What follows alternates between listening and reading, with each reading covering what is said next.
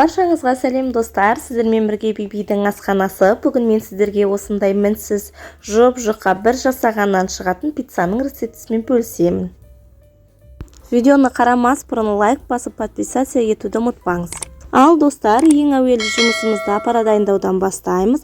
Апара дайындау үшін бізге 300 мл жылы су, 2 ас қасық шекер, 1 шай қасық тұз және 2 ас қасық ашытқы қажет болады. Барлығын жақсылап араластырып, жылы жерге ашытқымыз көтерілгенше 15 минутқа тындырып қоямыз. Ал достар, апарамыз осылай көпіршіп көтерілген соң үстіне жарты бокал сұйық май құйып, аз-аздан ұн қосып, жұмсақ қамыр илейміз.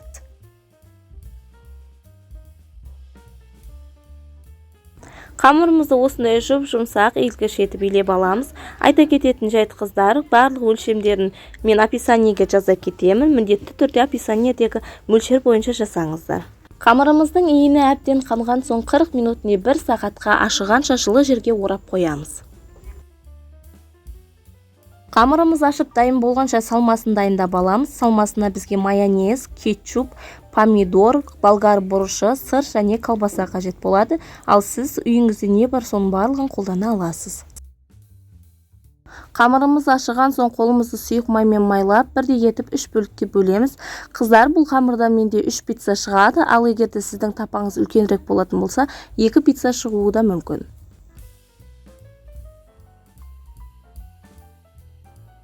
Қамырымызды бірдей етіп 3 бөлікке бөліп алған соң, жаймендеп тапаға жасауды бастаймыз. Қамыр өте жұмсақ болғандықтан өте епшіл, сәл икемдеп жіберсеңіз болғаны өзі жайылып кете береді.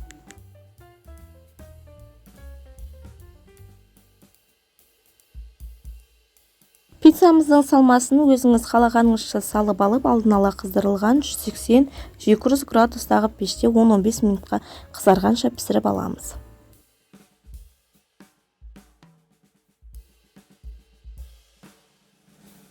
Пісіп шыққан пиццамыздың үстіне ірімшігімізді тізіп, тағы 10-15 минутқа пешке салып аламыз.